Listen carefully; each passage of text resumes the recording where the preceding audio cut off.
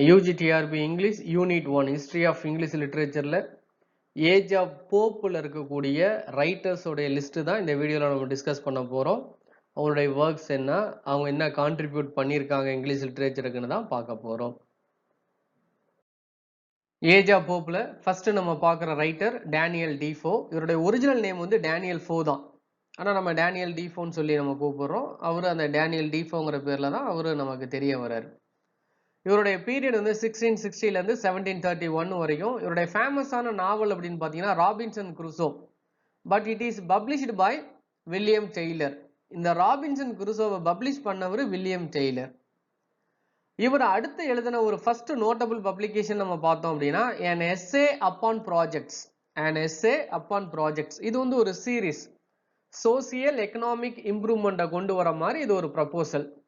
இது பப்ளிஷ் ஆன இயர் வந்து 1697.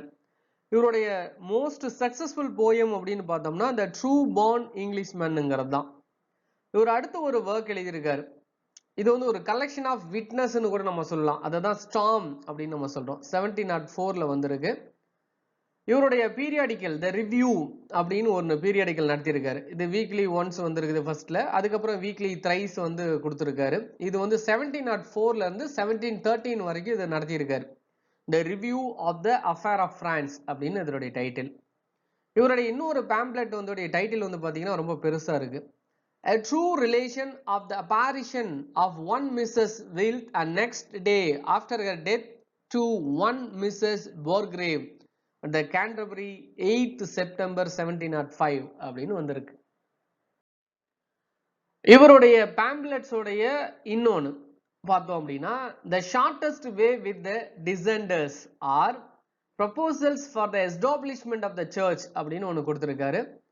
இவர் ஒரு ஹிஸ்டரியை எழுதியிருக்காரு, பிரிட்டனோட ஹிஸ்டரியும் எழுதியிருக்காரு. The history of union of great Britain அப்படின்னு எழுதியிருக்காரு. இது வந்து 1709ல வந்திருக்கு. சர் லெஸ்லி ஸ்டீஃபன் இவரை பத்தி என்ன சொல்றாரு அப்படின்னா Defoe gave his stories an air of reality and convinced his readers of their authenticity. That's why they are appropriately called as fictitious biography or history minus the facts அப்படின்னு சொல்லியிருக்காரு. Sir Leslie ஸ்டீஃபனுங்கிறவர் இந்த கொட்டேஷனை கொடுத்திருக்காரு. இவருடைய stories எல்லாமே வந்து ஏர் of reality, ஒரு உண்மைத்தன்மை வாய்ந்தது. அதனால தான் வந்து அந்த ரீடர்ஸை வந்து கன்வின்ஸ் பண்ணுது, அவருடைய ஆத்தென்டிசிட்டி அப்படின்னு சொல்றாரு. Daniel Defoe is called the poet laureate of market economy. Market எக்கனாமியினுடைய போயட் லாரேட் அப்படின்னு இவரை வந்து நம்ம வந்து அழைக்கிறோம். இவருடைய ஃபேமஸான ஒர்க்ஸ்னு பார்த்தோம் அப்படின்னா appeal to honour and justice, the family instructor, letters writ by the Turkey spy, everybody's business is nobody's business, the complete English tradesman, a journal of the plague-year, Colonel Jack, Moll Flanders, Roxana, The Fortunate Mistress, Robinson Crusoe, Captain Singleton, The Shortest Way with Dissenters. இதெல்லாம் இவருடைய ஃபேமஸான works. Next writer ஆனி Finch. இவங்க யார் அப்படின்னா countess of வின்சில்சி. இவங்களுடைய period 1661லேருந்து 1720 வரைக்கும். இவங்களுடைய full name வந்து Anne Kingsmill Finch. She was an English poet. இவங்க ஒரு English poet. Annie wrote several love poems to her husband. Most famous one is A Letter to Daphnis. இவங்க ஹஸ்பண்டுக்கு நிறைய love poems எழுதியிருக்காங்க. அதில் ஒரு முக்கியமான ஒன்று தான் A Letter to Daphnisங்கிறது. In 1712 Annie became Countess of Winchelsea after the death of Charles Finch. Charles Finch இறந்ததுக்கு அப்புறம் இவங்க அந்த ஏரியாவுடைய கவுண்டஸா மாறுறாங்க. எந்த ஏரியா? வின்சில்சியோடைய கவுண்டஸா மாறுறாங்க. எப்போ? 1712. இவருடைய மேஜர் கலெக்ஷன் வந்து பார்த்தோம்னா miscellany poems on several occasions written by a lady அப்படின்னு எழுதியிருக்காங்க. Virginia Woolf argued that Finch's writing is harassed and distracted with hates and grievances. Virginia Woolf என்ன சொல்லியிருக்காங்கன்னா இவங்களுடைய ரைட்டிங்ஸ் எல்லாமே ஒரு மாதிரி ஒரு டிஸ்ட்ராக்டடு, ஒரு ஹராஸ்மெண்ட்டை உண்டாகுது, ஒரு ஹேட்ஸ் வெறுப்பை உண்டாகுது அப்படின்னு சொல்றாங்க. The introduction is written by Finch. Introduction சொல்லிட்டு ஒரு work எழுதியிருக்காங்க. The spleen, the prodigy and a natural reverie இதெல்லாம் இவங்களுடைய works. Next writer Matthew Prior. இவருடைய பீரியட் வந்து 1664ல இருந்து 1721 வரைக்கும். He was an English poet. இவர் ஒரு இங்கிலீஷ் poet. இவர் எதுக்கு கான்ட்ரிபியூட் பண்ணியிருக்காருன்னா the examinerங்கிற பீரியாடிக்கலுக்கு இவர் வந்து கான்ட்ரிபியூட் பண்ணியிருக்காரு. When Wicks regained power in 1714, he was impeached by Robert Walpole and was in close custody of 2 years.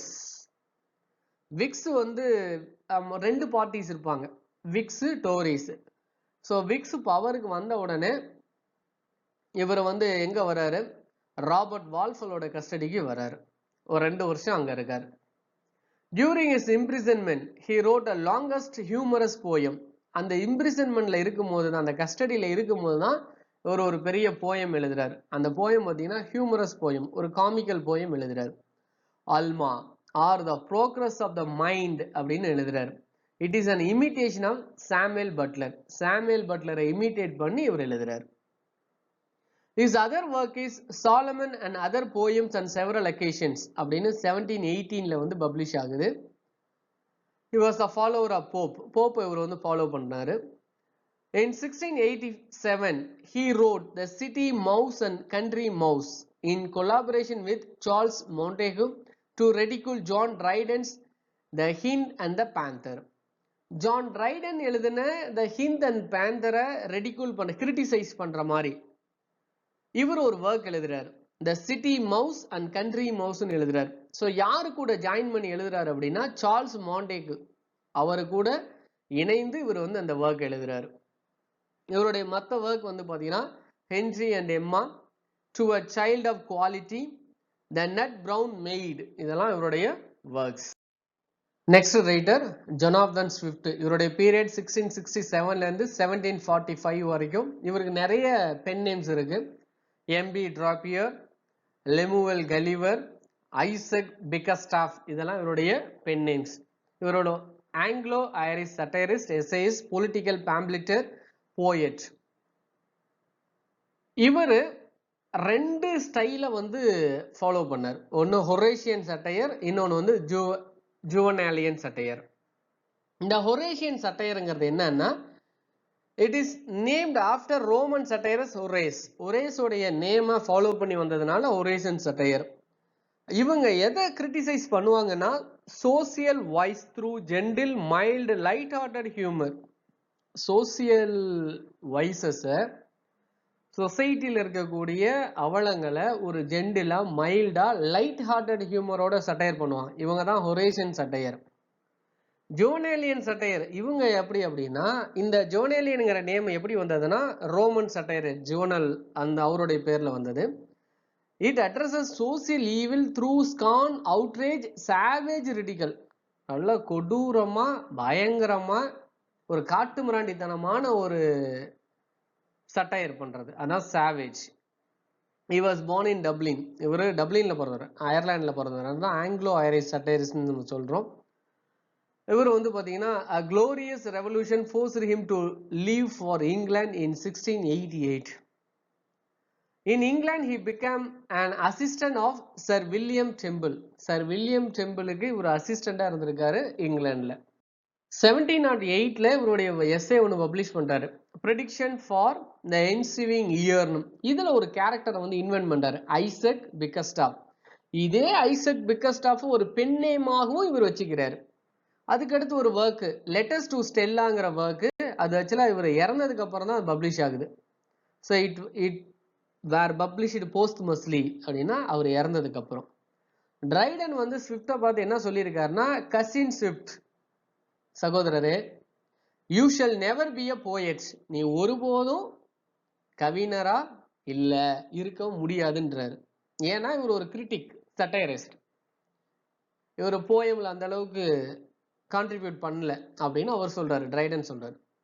At the time of James two வந்து இங்கிலாந்துக்கு வரும்போது, இங்கிலாண்டை ரூல் பண்ணும்போது இவர் வந்து செக்ரட்டரியா வில்லியம் டெம்பிளுக்கு போறாரு. இந்த வில்லியம் டெம்பிள் தான் இவருடைய பேட்ரானும் கூட.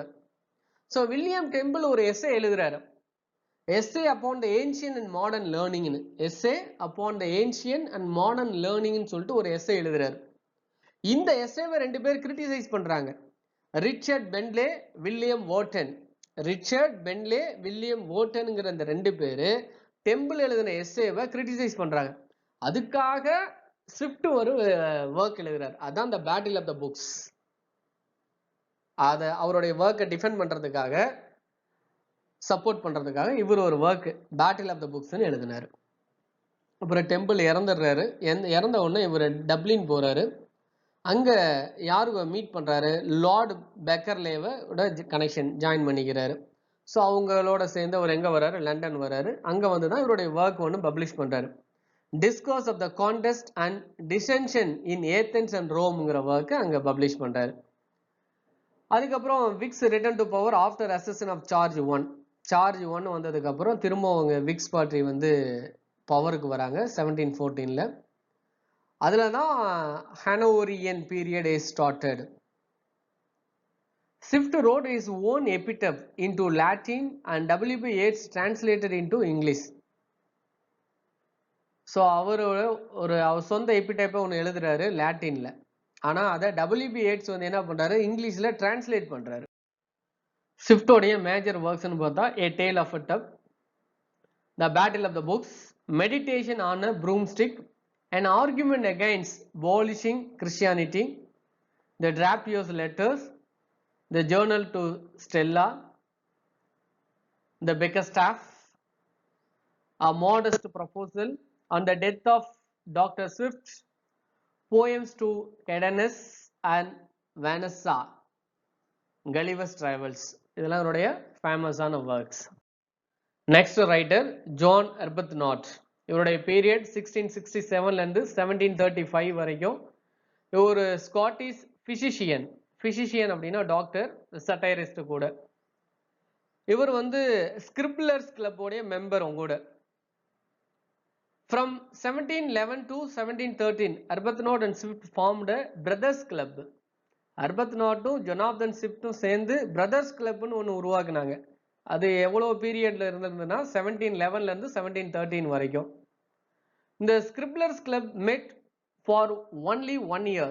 Meeting of the club used to take place at Arbuthnot's home. இந்த ஸ்கிரிப்லர்ஸ் கிளப்ல வந்து பாத்தீங்கன்னா வருஷத்துக்கு ஒரு மீட்டிங் மாதிரி அர்பத்நாட்டோடைய ஹோம்ல தான் நடந்திருக்கு. When Charge I came to throne, George 1 வந்து இங்கிலாந்துல வந்து ரூல் பண்ணும்போது Arbuthnot lost all his royal appointments and house. Arbuthnot எல்லாமே இழந்துட்டார். Book 3 of Gulliver's Travels likely to come from hints of Arbuthnot. Jonathan Swift எழுதின Gulliver's Travelsல புக் 3 வந்து அர்பத்நாட்டோட hints தான் இருக்குன்னு சொல்றாங்க. 1731ல Arbuthnot published a work of popular medicine, an essay concerning the nature of oilments அப்படின்னு ஒரு டைட்டில்ல அவர் ஒரு ஒர்க் எழுதுறார். In 1735 he wrote another work of medicine, an essay concerning the effects of air on human bodies. மனித உடம்புல ஏர் வந்தோடைய effect எப்படி இருக்குன்னு சொல்லி ஒரு எஸ்ஸே எழுதுறாரு. ஏன்னா ஒரு டாக்டருங்கிறதுனால மெடிக்கல் ரிலேட்டடா எஸ்ஸே எழுதுறாரு. He also wrote the history of John Bull, which is a political satire. இவர் 1712ல ஒரு பொலிட்டிக்கல் சட்டையர் எழுதினார். அதான் history of John Bull. He created the character Bull in his pamphlet Law in Bottomless Pit. இவர் ஒரு pamphlet எழுதுறாரு Law in Bottomless Pit. அதுல இவர் உருவாக்கின கேரக்டர் தான் புல். He helped Pope to write Dunciad. Alexander Pope எழுதின டன்சியாடுக்கு இவர் ஹெல்ப் பண்றாரு. நெக்ஸ்ட் ரைட்டர் கோலி கிப்பர். இவருடைய பீரியட் 1671ல இருந்து 1757 வரைக்கும். he was a playwright. இவர் ஒரு டிராமாட்டிஸ்ட். he was a poet laureate from 1730 to 1757. 1730ல இருந்து 1757 வரைக்கும் இவர் ஒரு poet laureate, அவைப்புலவரா இருந்திருக்காரு. இவருடைய கம்பெனிக்கு 25 plays dramas எழுதியிருக்காரு. 25 dramas எழுதியிருக்காரு. he became a famous when he was targeted by Alexander Pope in Dunciad. இந்த டன்சியாட்ங்கிற போயம்ல அலெக்சாண்டர் போப் வந்து நிறைய பேரை கிரிட்டிசைஸ் பண்ணியிருக்காரு.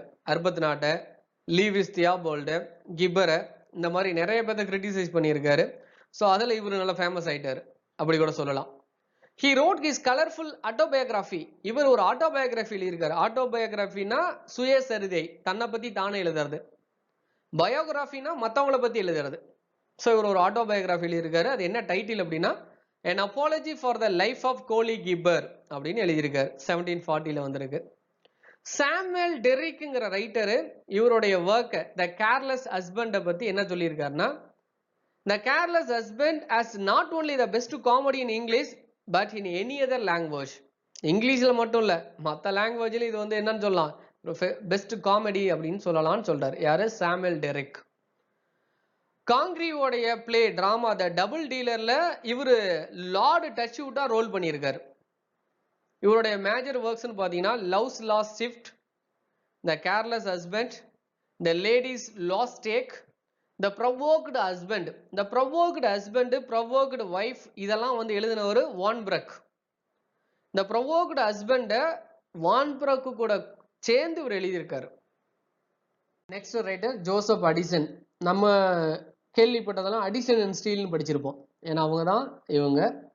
இவருடைய ஃபுல் நேம் ஜோசப் அடிசன். இவருடைய பீரியட் 1672லேருந்து 1719 வரைக்கும். இவருடைய English poet, essayist, play right கூட, ட்ராமாட்டிஸ்ட் அண்ட் பொலிட்டிஷியன். இவருடைய ஃப்ரெண்டு ஸ்டீல் இவர் எங்கே பார்க்குறாரு அப்படின்னா குயின்ஸ் காலேஜில் தான் மீட் பண்ணுறாரு. ஸோ இந்த பேட்டில் ஆஃப் பிளம்ஹெய்ம்க்கு அப்புறம் என்ன நடந்ததுன்னா இவருக்கு நிறைய சான்ஸ் கமெமரேட்டிவ் போயம் எழுத இவருக்கு நிறைய சான்ஸ் கிடைச்சது. அதனால தான் he produced the campaign. He was a member of parliament from 1709 to 1713. 1709ல இருந்து 1713 வரைக்கும் இவர் ஒரு எம்பியா இருக்காரு. கிட்கேட் கிளப்போடைய மெம்பரும் கூட. ஸ்பெக்டேட்டரோடைய ஃபவுண்டர், ஸ்பெக்டேட்டருங்கிற பீரியாடிகளோட ஃபவுண்டரும் இவர் தான். First appeared in March 11. It ran for 1.5 years and then the Guardian took its place in 1714.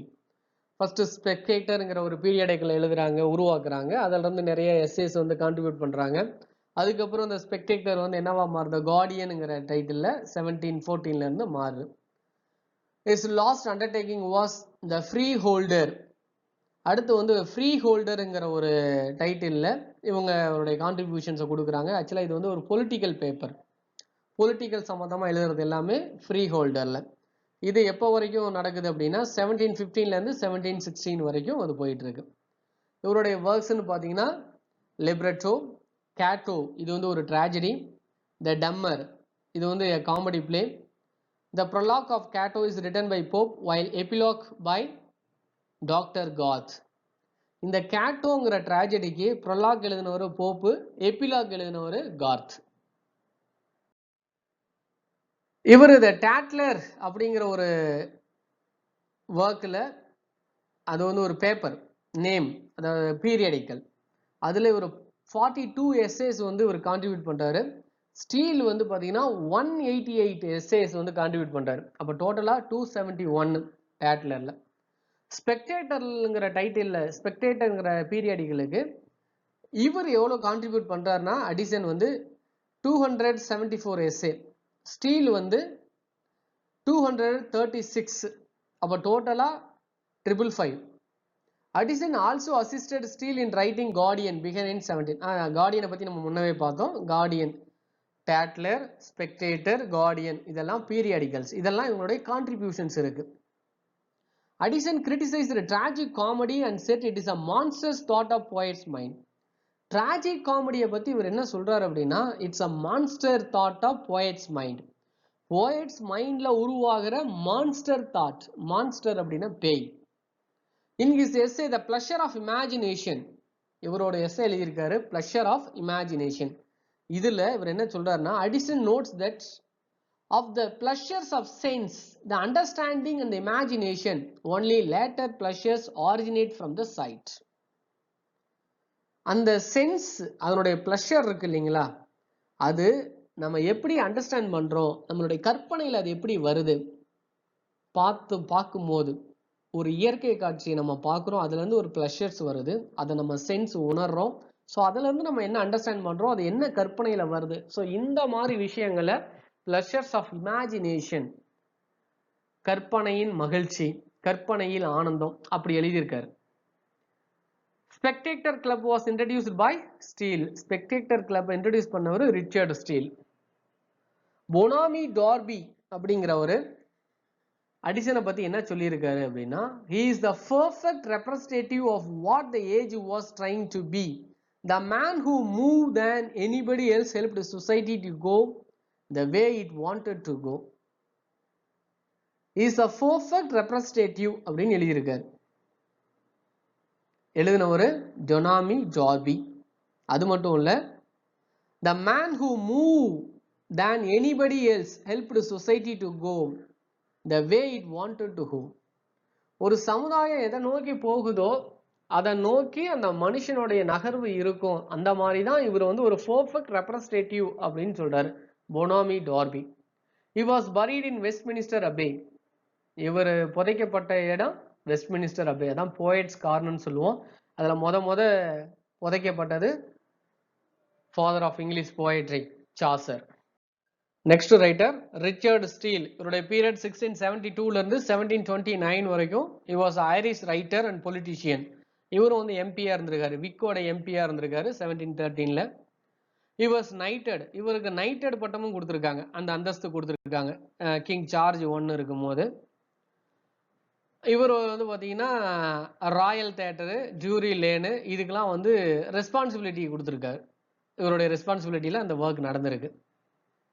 On the account of his talent of writing political pamphlets, he was awarded the position of official gazetteer அப்படிங்கிற ஒரு position இவர் கொடுத்துருக்காங்க. நிறைய pamphlets political ரிலேட்டடாக pamphlets எழுதுனால இவருக்கு என்ன award கொடுத்துருக்காங்கன்னா official கெஜெட்டியர் அப்படின்னு கொடுத்துருக்காங்க. At Drury Lane, Steele wrote the sentimental comedy. Drury Lane தேட்டருக்கு வந்து பார்த்தீங்கன்னா the Conscious Loversங்கிற இவருடைய சென்டிமெண்டல் காமெடியை வந்து கொடுத்துருக்காரு. ஸோ அதில் அவங்க ப்ரொடியூஸ் பண்ணியிருக்காங்க. கிட்கேட் கிளப்போடைய மெம்பர் இவர் தான், மெம்பரும் கூட. இந்த கிட்கேட் கிளப்புங்கிறது வந்து 1705ல் வந்தது. இது எதை பேஸ் பண்ணினா 18th century English club in London with a strong political literary association. ஒரு பொலிட்டிக்கலாகவும் ஒரு லிட்ரரியை பேஸ் பண்ணியும் இலக்கியத்தை பேஸ் பண்ணியும் இருந்ததுதான் இந்த Kit Cat club. This first meeting was held by Christopher Cat. இதை மீட்டிங், இந்த கிட்கேட் கிளப்போட மீட்டிங்கை கொடுத்தவர் கிறிஸ்டோபர் கேட்டுங்கிறவர் தான். இவங்க எங்க மீட் பண்ணுவாங்க அப்படின்னா த டெம்பிள் பார் அப்படிங்கிற பிளேஸ்ல தான் மீட் பண்ணுவாங்க.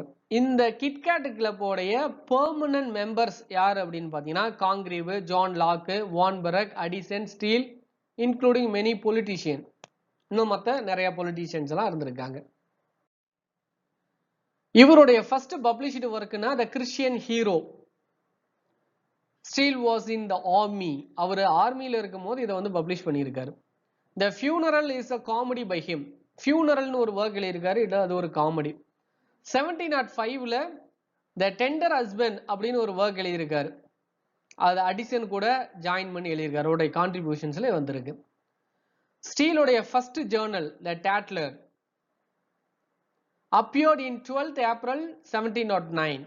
1709ல ஏப்ரல்ல இந்த டேட்லருங்கிற ஃபர்ஸ்ட் ஜேர்னல் வந்திருக்கு. இது எப்படி என்ன வீக்லி வந்து டியூஸ்டே, தேர்ஸ்டே, சாட்டர்டே அப்படி வரும். He wrote this periodical under the pseudonym Isaac Bickerstaff. Isaac பிக்கர்ஸ்டாஃப்ங்கிற சூடோனிம்ல புனை பேர்ல இவரும் எழுதியிருக்காரு. ஏற்கனவே ஒருத்தர் எழுதியிருந்தார், நம்ம பார்த்தோம், ஜொனாதன் ஸ்விஃப்ட். அவரும் இந்த பேர்ல எழுதியிருக்காரு. The motive behind writing the Tatler was to expose the false arts of life and to recommend the general simplicity in our dress and discourse and behavior. இந்த டேட்லருக்கு இவர் கான்ட்ரிபியூட் பண்ற எஸ்ஸேஸ் இருக்கு இல்லையா, அதை எதை பேஸ் பண்ணி அப்படின்னா இந்த ஃபால்ஸ் ஆர்ட்ஸ், தப்பான லைஃப் பழக்கம், ஆர்ட்ஸ் ஆஃப் லைஃப், அந்த பழக்க வழக்கங்களை சரி பண்றது. ஒரு சிம்பிளிசிட்டியா எப்படி இருக்கணும், ட்ரெஸ் கோட் எப்படி இருக்கணும், பிஹேவியர் எப்படி இருக்கணும், இது சார்ந்து நிறைய எழுதியிருக்காரு, கான்ட்ரிபியூட் பண்ணியிருக்காரு டேட்லருக்கு. Tatler's publications was closed to avoid the complication of it being the Whig publication under the Tories attack. Tories attack வந்ததுக்கு அப்புறம், ஏன்னா லண்டன்ல ரெண்டு குரூப், இப்போ எப்படி தமிழ்நாட்டில் டிஎம்கே ஏடிஎம்கே மாதிரி இங்க லண்டன்ல வந்து விக் பார்ட்டிஸ், டோரி பார்ட்டிஸ். இந்த டோரி பார்ட்டிஸோட அட்டாக் வர இவங்க என்ன பண்ணியிருக்காங்க, இந்த டேட்லரை வந்து க்ளோஸ் பண்ணியிருக்காங்க. Steele played a minor role in the novel The History of Henry Esmond by W.M. Thackeray. W.M. Thackeray எழுதின நாவல் The History of Henry Esmondங்கிற அந்த நாவல்ல இவர் ஒரு மைனர் ரோல் ப்ளே பண்ணியிருக்காரு. யாரு? ரிச்சர்ட் ஸ்டீல் ஒரு மைனர் ரோல் ப்ளே பண்ணியிருக்காரு. Next writer Nicholas Rowe. இவருடைய period 1674 இருந்து 1718 வரைக்கும். He was a poet laureate. இவரும் ஒரு poet laureate இருந்திருக்காரு. எப்ப இருந்துன்னா 1715 இருந்து 1718 வரைக்கும் அவர் இறக்குற வரைக்குமே சாகர வரைக்கும் இருந்திருக்காரு. He was a poet dramatist. இவருடைய first play first drama The Ambitious Stepmother இது 1700ல வந்திருக்கு. He edited works of Shakespeare in 1709. ஷேக்ஸ்பியருடைய work இவர் வந்து எடிட் பண்ணியிருக்காரு. The works of Mr. William Shakespeare in 6 volumes. Arnold with cuts revised and corrected with an account of the life and the writings of the author அப்படிங்கிற டைட்டில்ல இவர் பண்ணியிருக்காரு. The Tragedy of Jane Shore 1714ல வந்த play இது. இது ஷேக்ஸ்பியருடைய ஸ்டைலை வந்து இந்த டிராமாவில் imitate பண்ணியிருக்காரு. இவருடைய போயம்ஸ்னு பார்த்தோம்னா A Poem Upon the Late Glorious Success of Her Majesty Arms அப்படிங்கிற ஒன்று, Ode for the New Year MDCC 16 அப்படின்னு ஒன்று எழுதியிருக்காரு. The Ambitious Stepmother 1700ல வந்திருக்கு. Chamberlain 1702, The Biter 1705, Ulysses 1705, The Royal Converts 1707, Lady Jane Grey 1715. இதெல்லாம் இவருடைய works. Next writer Thomas Parnell. இவருடைய period 1679ல இருந்து 1718 வரைக்கும். இவர் ஒரு Anglo Irish poet and he was a friend to Pope and Jonathan Swift. Alexander போப்புக்கும் Jonathan ஸ்விஃப்ட்டுக்கும் இவர் வந்து நெருங்கிய நண்பர். ஸ்கிரிபிளர்ஸ் கிளப்ல இவர் ஒரு மெம்பரும் கூட. ஸ்பெக்டேட்டருக்கு இவருடைய ஒர்க்ஸ் கான்ட்ரிபியூட் பண்ணியிருக்காரு, எஸ்ஏஸ் வந்து கான்ட்ரிபியூட் பண்ணியிருக்காரு. He also aided Pope in his translation of Iliad. Pope வந்து ஈலியடை டிரான்ஸ்லேட் பண்ணும்போது அதுல இவரும் வந்து ஹெல்ப் பண்ணியிருக்காரு. He was also one among graveyard poets. Graveyard poetsல இவரும் ஒருத்தர். இவருடைய இம்பார்ட்டன்ட் ஒர்க்ஸ்னு பார்த்தீங்கன்னா The Battle of Frog and Mice, The Hermit, Night Piece on Death. The graveyard poets இந்த டேர்ம் எங்க இருந்து வந்ததுன்னு பார்த்தீங்கன்னா the term applied to 18th century poets. 18ஆம் நூற்றாண்டு கவிஞர்களை குறிக்கிறதான் graveyard poets. Who wrote poems usually set in a graveyard on the theme of human mortality. Human mortality, mortality அப்படின்னா அழியக்கூடியது. மனிதம் அதாவது body is mortality, soul is இம்மார்டாலிட்டின்னு நம்ம சொல்லுவோம். நம்மளுடைய சரீரம் வந்து அழிஞ்சு போயிடும், நம்மளுடைய உயிர் ஆத்மா வந்து அழியாது. அதான் ஹியூமன் மார்டாலிட்டி. தாமஸ் கிரேவோட elegy written in a country church அது நீங்க படிச்சிருப்போம். ஸோ இந்த மாதிரி இந்த கிரேவியார்ட் தீமை பேஸ் பண்ணி எழுதுறதுனால தான் கிரேவியார்ட் போயட்ஸ் அப்படின்னு நம்ம சொல்றோம். தாமஸ் பேனலோடைய நைட் பீஸ் ஆன் டெத்துங்கிறது இந்த கிரேவியார்ட் தீமை பேஸ் பண்ணது தான். எட்வர்ட் யங்கோடைய நைட் தாட்ஸுங்கிறதும் கிரேவியார்ட் தீம் தான். ராபர்ட் பிளையருடைய த கிரேவ்ங்கிற போயமும் அந்த கிரேவியார்ட் தீமை பேஸ் பண்ணி தான். James Hervey's meditation among the tombs அப்படிங்கிற ஒரு போயமும் கிரேவியார்ட் தீம் தான். தாமஸ் கிரேவோட elegy written in a country churchyard இதுவுமே வந்து கிரேவியார்ட் தீமை பேஸ் பண்ணி தான். அதனால தான் இவங்களை வந்து கிரேவியார்ட் போயட்ஸ்ன்னு சொல்லுவோம். அப்போ தாமஸ் பேனலும் இந்த கிரேவியார்ட் போயட்ஸ்ல ஒருவர். Next writer Edward young. He was an English poet best remembered for Night Thoughts. இப்போதான் நம்ம பார்த்தோம் இல்லையா, நைட் தாட்ஸ் கிரேவியார்ட் தீம்ல எழுதுனது தான் நைட் தாட்ஸ். ஸோ இது ரொம்ப ஃபேமஸான ஒர்க். இதில் தான் இவரை வந்து நம்ம வந்து ரிமெம்பர்ட் ஆகுறாரு. இதனுடைய கம்ப்ளீட் டைட்டில் அப்படின்னு பார்த்தோம்னா the complaint or night thoughts on life death immortality. இந்த நைட் தாட்டோடைய full title the complaint or the night thoughts on life death இம்மார்டாலிட்டிங்கிறது. இவருடைய ஃபர்ஸ்ட் பப்ளிகேஷன் வந்து பார்த்தீங்கன்னா எபிஸ்டில் டு லார்ட் லாண்ட்ஸ்டோன். இது 1713ல வந்திருக்கு. இவருடைய மேஜர் ஒர்க்ஸ்னு பார்த்தோம்னா poem on the last day, இந்த போயமை யாருக்கு டெடிகேட் பண்ணியிருக்காருன்னா குயின் ஆனுக்கு டெடிகேட் பண்ணியிருக்காரு. The force of religion or vanquished love அப்படின்னு ஒன்று எழுதியிருக்காரு. The epistle to Joseph Addison on the late queen's death, His Majesty's accession to the throne, Bushiri's Revenge. இந்த Bushiri's Revenge இதெல்லாம் வந்து டிராமா. ஸோ இதெல்லாம் இவருடைய major work. Next writer Lawrence Houston. இவருடைய period 1688 இருந்து 1730 வரைக்கும். இவரும் போயட் லாரேட்டா இருந்திருக்காரு. 1718 இவர் வந்து போயட் லாரேட்டா இருந்திருக்காரு, அதாவது அவை புலவர். இவருடைய ஃபேமஸான work the origin of the knight of Bath. This work is dedicated to William Augustus. இந்த origin of the knight of பேத்ங்கிற ஒர்க்கை யாருக்கு டெடிகேட் பண்ணியிருக்காரு? வில்லியம் அகஸ்டஸுக்கு டெடிகேட் பண்ணியிருக்காரு. No Eusden thirst to no more for sack or prize. He sleeps among the dull of ancient days, said by Pope. Pope இவரை பத்தி என்ன சொல்லியிருக்காரு?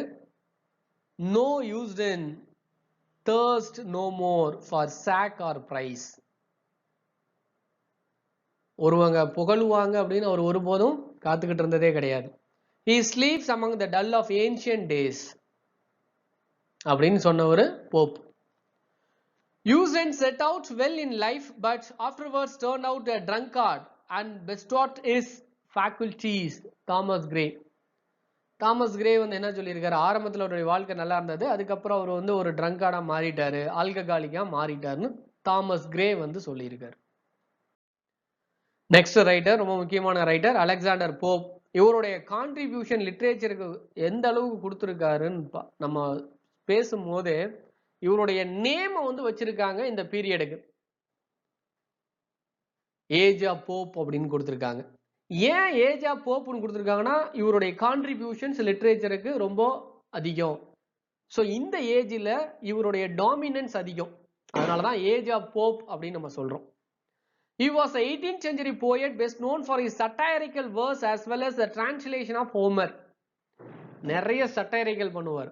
யாருடைய ஒர்க்கா இருந்தாலும் தப்புனா தப்புன்னு பண்ணிடுவார். ஆனா ஹோமருடைய ஒர்க்கை டிரான்ஸ்லேட் பண்ணார், இங்கிலீஷுக்கு டிரான்ஸ்லேட் பண்ணவர் இவர் தான். He was a famous for using heroic couplet. Heroic couplet use பண்ணி தான் இவர் எழுதுவார். He is the second most frequently quoted writer in Oxford Dictionary of Quotation after Shakespeare. ஷேக்ஸ்பியருக்கு அப்புறம் ஆக்ஸ்போர்ட் டிக்ஷனரியில யாருடைய கொட்டேஷன்ஸ் அதிகமா இருக்கும் அப்படின்னா அலெக்சாண்டர் போப்போடைய கொட்டேஷன்ஸ் தான் அதிகமா இருக்கும். Pope was born to Alexander Pope senior who was a linen merchant. இவங்க அப்பா வந்து ஒரு linen merchant. Initially he was taught by his aunt and later went to Catholic schools. ஆரம்ப காலத்துல அவங்க ஆன்டி தான் அவருக்கு வந்து டீச் பண்ணியிருக்காங்க, அதுக்கப்புறம் தான் ஒரு ஸ்கூலுக்கு போயிருக்காரு. In 1700, his family moved to Popeswood because of the strong anti-Catholic sentiment and a statute preventing Catholics from living within 10 miles of either London or Westminster. So இந்த anti-Catholic sentiment, இந்த மூவ்மெண்ட்னால இவங்க ஃபேமிலி எங்க மூவ் பண்றாங்க அப்படின்னா போப்ஸ்வுட்டுக்கு move பண்றாங்க. Pope described the countryside around his house in Windsor Forest.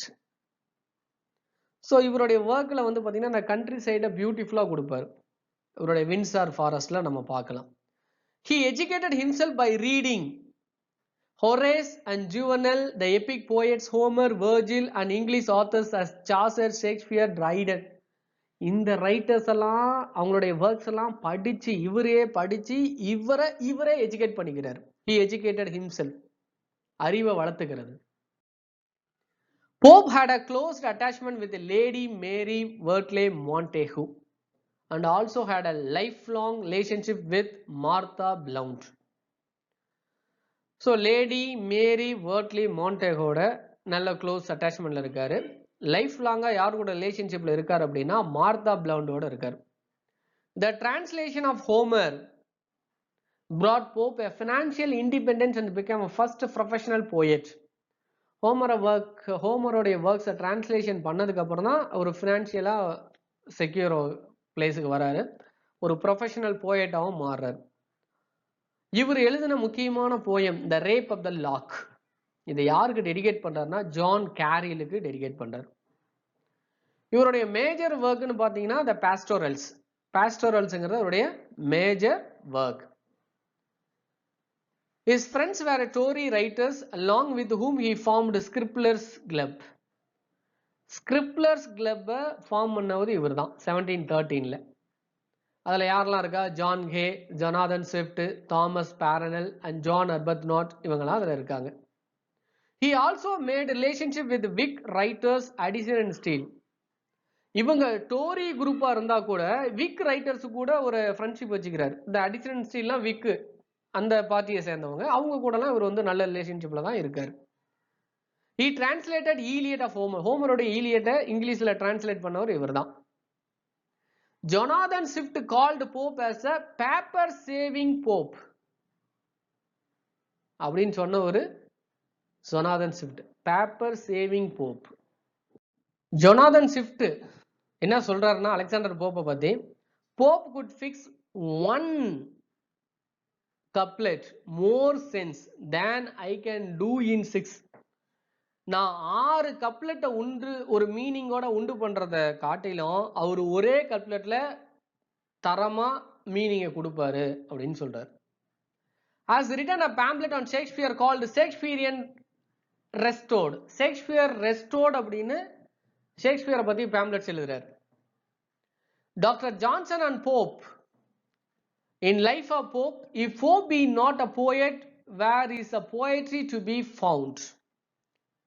Doctor Johnson வந்து போப்பை பத்தி என்ன சொல்றாருன்னா லைஃப் ஆஃப் போப்ல, if Pope be not a poet, Pope ஒருவேளை போயட்டா இல்லைன்னா where is a poetry to be found, எங்க இருந்து போயட்ரி நம்ம வந்து கொண்டு வர முடியும் அப்படின்னு சொல்றாரு. Pope also contributed to Joseph Addison Tatler. அடிசனுடைய டேட்லருங்கிற பீரியாடிக்கலுக்கு இவர் கான்ட்ரிபியூட் பண்ணியிருக்காரு போப்.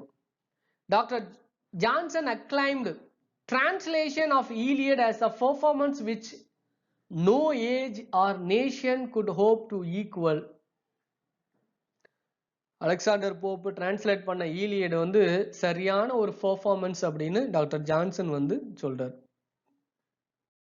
அலெக்சாண்டர் போப்போடைய works essay on criticism, the rape of the lock, imitations of Horace, essay on man, Dunciad and moral essays, epistle to doctor Arbuthnot. உடைய major works ode on solitude or the quiet life, the works of Shakespeare in 6 volumes, Elegy to the memory of an unfortunate lady, Peripathos, the art of singing in poetry. It is inspired by Longinus on the sublime. Longinus வந்து sublime ஒரு work எழுதினாரு. So அதை inspire பண்ணி இவர் இந்த work எழுதினார். அடுத்து மெசையா, Windsor forest, இதெல்லாம் அலெக்சாண்டர் போப்போடைய முக்கியமான ஒர்க்ஸ். நெக்ஸ்ட் ரைட்டர் ஜான் ஹே. இவருடைய பீரியட் 1685ல இருந்து 1732 வரைக்கும். இவர் ஒரு இங்கிலீஷ் போயட், டிராமாட்டிஸ்ட். இவரும் ஒரு is a member of Scriblerus club. Scriblerus கிளப்போடைய மெம்பர். பெக்கர்ஸ் ஓபரா அப்படின்னு ஒன்று எழுதினார். அதில் தான் ஹி வாஸ் ஃபேமஸ். அது எப்போ எழுதப்பட்டது அப்படின்னா 1728ல. So in 1714 he wrote 6 pastorals. Pope had urged him to write it. இவர் ஒரு 6 pastorals எழுதுறாரு. ஆனா போப் வந்து இவரை இன்னும் எழுத சொல்லி சொல்றாரு. In 1715 he produced What Do You Call It அப்படின்னு ஒரு ஒர்க் எழுதுறாரு. ஆக்சுவலா இது ஒரு ட்ராஜடி. இந்த ரெஃபரன்ஸ் அவர் எங்க இருந்து எடுக்கிறாருன்னா தாமஸ் ஆட்வேயோட வெனிஸ் பிரசர்வ்ட் அப்படிங்கிற ஒரு ஒர்க்ல இருந்து அவர் வந்து எழுதுறாரு. What Do You Call It அப்படிங்கிற ஒரு ட்ராஜடியை வந்து எழுதியிருக்காரு. In 1716 he produced a comedy 3 hours after marriage. 3 hours after marriageங்கிற ஒரு டைட்டில், ஆக்சுவலா ஒரு காமெடி, அதை எழுதியிருக்காரு. Sainsbury called a kind of human lapdog. இவர் வந்து ஒரு ஹியூமன் லேப்டாக் அப்படின்னு சொன்னவர் வந்து Sainsbury. Pope described Gay as in a wit a man, simplicity as a child. இவரோட விட்டில் பார்த்தா இவர் நல்ல ஒரு மேன். விட்டுனா ஒரு நாலேஜ். சிம்பிளிசிட்டியில he was like a child. அவர் ஒரு குழந்தை மாதிரி. Gay imitated Pope's poem Windsor Forest in his rural sport. Gay எழுதின போயம் ரூரல் ஸ்போர்ட். அதுல யாரை வந்து இமிட்டேட் பண்ணியிருக்காருன்னா போப்போடைய வின்சார் ஃபாரஸ்ட்டை இமிட்டேட் பண்ணியிருக்காரு. Pope wrote the epitaph of Gay. John கேவுக்கு இவர் ஒரு எபிடப் எழுதியிருக்காரு. Life is jest and all things show it. I thought so once and now I know it அப்படின்னு எழுதியிருக்காரு.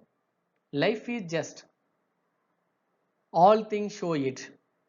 வாழ்க்கை சாதாரணமானது, எல்லா விஷயமும் அதுல தெரியும்.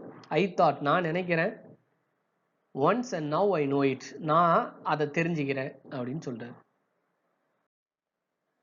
ஜான் ஹேவோடைய ஃபேமஸான works poem on several occasion, trivia or the arts of walking the streets of London, fables, Achilles, 3 hours after marriage, the rural sport, shepherd's week, இதெல்லாம் ஜான் ஹேவோடைய ஃபேமஸான works. Next writer lady Mary Wortley Montagu. இவங்க யாரு கூட ஃப்ரெண்ட்ஷிப்ல இருந்தாங்க? Alexander போப்போடைய ஃப்ரெண்ட்ஷிப்ல இருந்தாங்க. She was English aristocrat and writer. ஒரு பாரம்பரியமிக்க ஒரு பணக்கார ரிச் பீப்புள் ரைட்டராகவும் இருந்திருக்காங்க. ஹர் லெட்டர்ஸ், இவங்க லெட்டர்ஸ் எழுதுறதுல ஸ்பெஷலிஸ்ட். அதுல தான் ஷீ இஸ் ரிமெம்பர்டு, அவங்க நம்ம ஞாபகத்துக்கு வராங்க. She is alluded in Pope's Dunciad. Pope எழுதின டன்ஷியட்ல இவங்களை பத்தி அவர் சொல்லியிருக்காரு. Pope attacked again and again in his writings. Pope வந்து இந்த அம்மாவை திரும்ப திரும்ப அட்டாக் பண்ணி எழுதியிருப்பாரு பழகு. London magazine printed numbers of her poems. London மேகசின்ல தான் இவங்களுடைய போயம்ஸ் எல்லாமே வந்திருக்கு. In 1737 and 1738, she published anonymously a political periodical called The Nonsense of Common Sense. Nonsense of Common Sense னு ஒரு ஒர்க் இது பொலிட்டிக்கல் பீரியாடிக்கல்ல பப்ளிஷ் பண்ணியிருக்காங்க. அனானிமஸ்ல இவங்க பேர் போட்டு வரல. யாரை சப்போர்ட் பண்ணி எழுதியிருக்காங்கன்னா ராபர்ட் வால்ஃபோல் கவர்மெண்ட்டை சப்போர்ட் பண்ணி எழுதியிருக்காங்க. She wrote a series of poems about society's unjust treatment on women. Women பெண்கள் மீது அநீதி இழைக்கப்படுது, அதை வந்து இவங்க நிறைய போயம்ஸ்ல கொண்டு வந்திருக்காங்க. She wrote court poems by the lady of quality. court poems by a lady of quality அப்படின்னு எழுதியிருக்காங்க. நெக்ஸ்ட் ரைட்டர் சர் சாமுவேல் காத்ஸ். இவருடைய பீரியட் 1661ல இருந்து 1719 வரைக்கும். He was English physician. இவர் ஒரு இங்கிலீஷ் டாக்டர் அண்ட் ஆல்சோ போயட்டும் கூட. இவர் பிறந்தது he was born in Bolam. போலம்ல பிறந்திருக்காரு. போலம் எங்க இருக்குன்னா டுர்ஹாம்ங்கிற பிளேஸ்ல இருக்கு. He was educated at Peterhouse. கேம்பிரிட்ஜில் இருக்கக்கூடிய பீட்டர் ஹவுஸ்ல தான் படிச்சிருக்காரு. பிஏ வந்து 1679ல முடிச்சிருக்காரு. எம்ஏ 1684ல முடிச்சிருக்காரு. எம்டி முடிச்சிருக்காரு. எம்டி வந்து காலேஜ் ஆஃப் பிசிஷியன் 1691ல முடிச்சிருக்காரு. லண்டன்ல செட்டில் ஆயிட்டாரு. லண்டன்ல பிராக்டிஸும் பண்றாரு, டாக்டரா பிராக்டிஸ் பண்றாரு. இவர் யாருக்கு சப்போர்ட்டர்னா விக் பார்ட்டிக்கு சப்போர்ட்டர். ஸோ கிங் ஜார்ஜ் 1 பவருக்கு வந்த உடனே இவருக்கு நைட்டுங்கிற அந்தஸ்தை கொடுக்குறாங்க 1714ல. அதுக்கப்புறம் இவர் பிராக்டிஸ் பண்றதில்ல, டாக்டரா பிராக்டிஸ் பண்ணாம பொலிட்டிஷியனா மாறிடுறாரு. இவருடைய ஒர்க்ஸ்ன்னு பார்த்தீங்கன்னா ஹாவியன் ஒரேஷன் 1694ல வந்திருக்கு. அதுக்கப்புறம் டிஸ்பென்சரி, அது 6 ஹேண்டோஸா வந்திருக்கு. கிளார்மோன்ட் அப்படிங்கிற ஒரு poem. He translated Life of Otho in the 5th volume of Dryden's Plutarch. Drydenோடைய Plutarchல இருந்து 5th வால்யூம் இவர் டிரான்ஸ்லேட் பண்ணியிருக்காரு. லைஃப் ஆஃப் ஓத்தோ அப்படின்னு பண்ணியிருக்காரு. அது மட்டும் இல்லாம ஓவிட்டோடைய மெட்டமார்போசிஸை வந்து என்ன பண்ணியிருக்காரு, டிரான்ஸ்லேட் பண்ணி எடிட் பண்ணியிருக்காரு.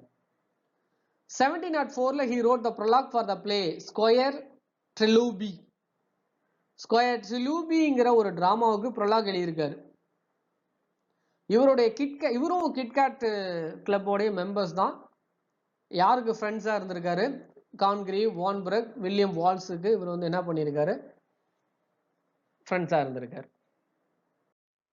Next writer George Lillo. இவருடைய பீரியட் 1691ல இருந்து 1739 வரைக்கும். he was English playwrightனா dramaturg. he was a jeweler. லண்டன்ல ஒரு ஜுவல்லரி ஷாப் மாதிரி வச்சிருப்பார் போல. he produced his first stage work.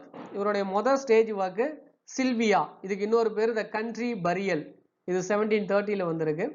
அதுக்கப்புறம் நிறைய பிளேஸ் எழுதியிருக்காரு. The London merchant, the Christian hero, fatal curiosity, Marina, இதெல்லாம் இவருடைய ஃபேமஸான ஒர்க். இவருடைய லாஸ்ட் பிளே, லாஸ்ட் டிராமான்னு பார்த்தோம்னா எல்மரிக், அதுக்கு இன்னொரு பேர் ஜஸ்டிஸ் ட்ரம்பாண்ட் அப்படின்னு எழுதியிருக்காரு. பட் ஆக்சுவலாக இது வந்து பெர்ஃபார்ம்டு போஸ்ட்மஸ்லி இன் 1740. இவர் இறந்ததுக்கு அப்புறம் தான் இந்த ஒர்க்கை வந்து பெர்ஃபார்ம் பண்ணியிருக்காங்க. இவர் நிறைய எலிசபெத்தன் பிளேவை வந்து அடாப்ட் பண்ணியிருக்காரு. Arden of Feversham which was posthumously performed, இதுவுமே வந்து அவர் இறந்ததுக்கு அப்புறம் தான் பெர்ஃபார்ம் பண்ணியிருக்காங்க. இது எதை பேஸ் பண்ணி எழுதியிருக்காங்க அப்படின்னா ஆர்டன் ஆஃப் ஃபீவர்ஷாமை ஆலிஸ் ஆர்டனை பேஸ் பண்ணி, ஆலிஸ் ஆர்டனுடைய லைஃபை பேஸ் பண்ணி எழுதுனதான் ஆர்டன் ஆஃப் ஃபீவர்ஷாம். ஸோ இதெல்லாம் இவருடைய ஃபேமஸான ஒர்க்ஸ். இந்த வீடியோவில் ஏஜ் ஆஃப் போப்பில் இருக்கக்கூடிய ரைட்டர்ஸ் அவங்களுடைய கான்ட்ரிபியூஷனை பற்றி தான் டிஸ்கஸ் பண்ணணும். உங்களுக்கு புரிஞ்சிருக்கும் நம்புகிறோம். தொடர்ந்து கவனிங்க, ரொம்ப யூஸ்ஃபுல்லாக இருக்கும். யூஜிடிஆர்பி இங்கிலீஷுக்கு டெஸ்ட் பேட்ச் அவைலபிளாக இருக்குது. ஜாயின் பண்ண விருப்பம் இருந்தால் இந்த வாட்ஸ்அப் நம்பருக்கு தொடர்பு கொண்டு ஜாயின் பண்ணிக்கோங்க. தேங்க்யூ ஃபார் வாட்சிங்.